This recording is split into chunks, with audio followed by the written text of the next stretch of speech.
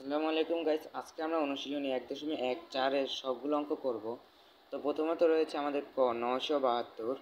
তো এখানে আমাদের 972 লিখে নিলাম এবং 972 এর লসাগু হচ্ছে গাইস, আপনারা দেখতে পাচ্ছেন যে এখানে 972 এর লসাগু। তো এখানে 972 এর গুণনীয়ক হচ্ছে 2 × 2 × 9 × 9 × 3। এখানে 3 এর কোনো জোড়া নেই, অর্থাৎ গাইস এখানে 3 এর কোনো জোড়া নেই। তো এখানে প্রদত্ত সংখ্যাটি পূর্ণবর্গ সংখ্যা নয়, 972 সংখ্যাটি পূর্ণবর্গ সংখ্যা নয়। তো এখানে 972 এর সঙ্গে 3 ভাগ করলে ভাগফল পূর্ণবর্গ সংখ্যা হবে।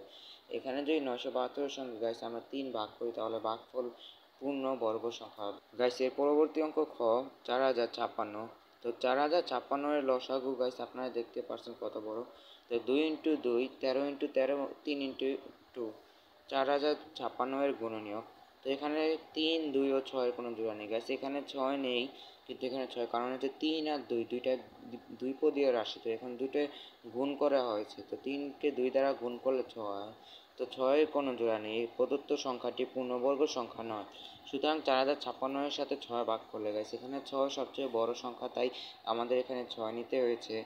তো 4056 এর সাথে 6 ভাগ করলে ভাগফল পূর্ণবর্গ সংখ্যা হবে। 4056 সাথে আমরা 6 ভাগ করলে যে সংখ্যাটা হবে ওটাই হবে আমাদের পূর্ণবর্গ সংখ্যা। পরবর্তী অঙ্ক গ 21952। সুতরাং 21952 এর লসাগু আপনারা দেখতে পাচ্ছেন এত লম্বা। তো এখানে 21952 এর গুণনীয়ক 2 রয়েছে 3 জোড়া এবং 7 এক জোড়া রয়েছে এবং এক্সট্রা একটা 7 রয়েছে। তো এখানে 7 এর কোনো জোড়া নেই, প্রদত্ত সংখ্যা পূর্ণবর্গ সংখ্যা নয়, 2 অর্থাৎ 2952 সংখ্যাটি পূর্ণবর্গ সংখ্যা না। সুতরাং 21952 এর সাথে 7 ভাগ করলে ভাগফল পূর্ণবর্গ সংখ্যা হবে। আমাদের এখানে 21952 সাথে 7 ভাগ করলে যে সংখ্যাটা আসবে সেটাই হবে পূর্ণবর্গ সংখ্যা।